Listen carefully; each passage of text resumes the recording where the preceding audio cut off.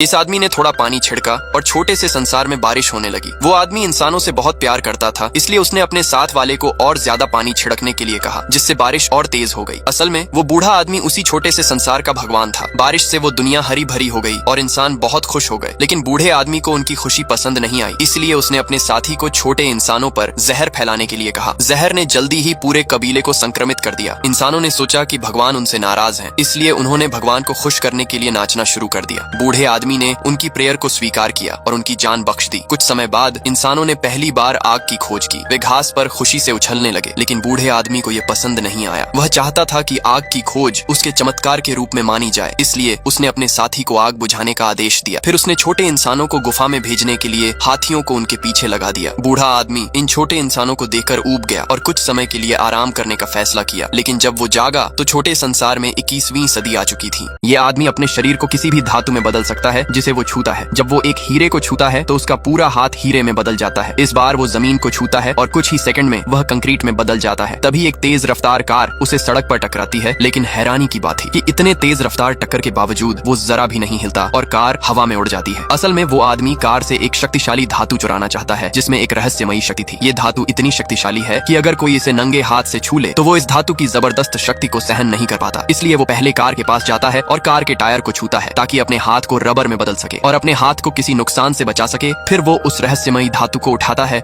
और उसे अपने साथ ले जाता है। लेकिन उसकी बदकिस्मती है कि उसने ये नजरअंदाज कर दिया कि वो धातु वास्तव में क्या कर सकती है। जब वो एक रेस्टोरेंट में नाश्ता कर रहा था तभी उसे अपने हाथ से एक पत्थर निकलता हुआ दिखाई देता है। लेकिन जब वो उस धातु को बेचने की कोशिश करता है तो एक पुलिस अधिकारी उसके चेहरे पर गोली चला देता है। लेकिन उस आदमी ने 1 सेकंड में ही अपने शरीर को स्टील में बदल लिया और जब गोली उस आदमी से टकराती है तो वो आसानी से अपने सिर से गोली को मोड़ देता है। ये बूढ़ी औरत अपनी उंगली को गर्म पानी में डालकर हिलाती है, फिर अपनी उंगली को बाहर निकालकर उसमें एक कपड़ा लपेट देती है। 15 मिनट बाद वो उस कपड़े को निकालती है, लेकिन उंगली अब भी वैसे ही थी, इसलिए वो निराश हो जाती है। बूढ़ी औरत को डर लगने लगा क्योंकि जो आदमी आ रहा था वो उनका राजा होता है। फिर बूढ़ी औरत देखती है कि उसकी बहन की उंगली अभी भी नाजुक है, इसलिए वो उसे दरवाजे तक घसीट कर ले जाती है और राजा के सामने उसकी उंगली पेश करती है। राजा उंगली को चूमने लगा। राजा उसकी उंगली देखकर मोहित हो जाता और तुरंत उस सुंदरता को देखना चाहता था। तभी डरी हुई बूढ़ी औरत एक शर्त रखती है कि वो उसके महल में आएगी, लेकिन महल में कोई भी रोशनी नहीं होगी। राजा उसकी बात मान जाता है। बाद में बूढ़ी औरत अपने शरीर को टाइट बनाने के लिए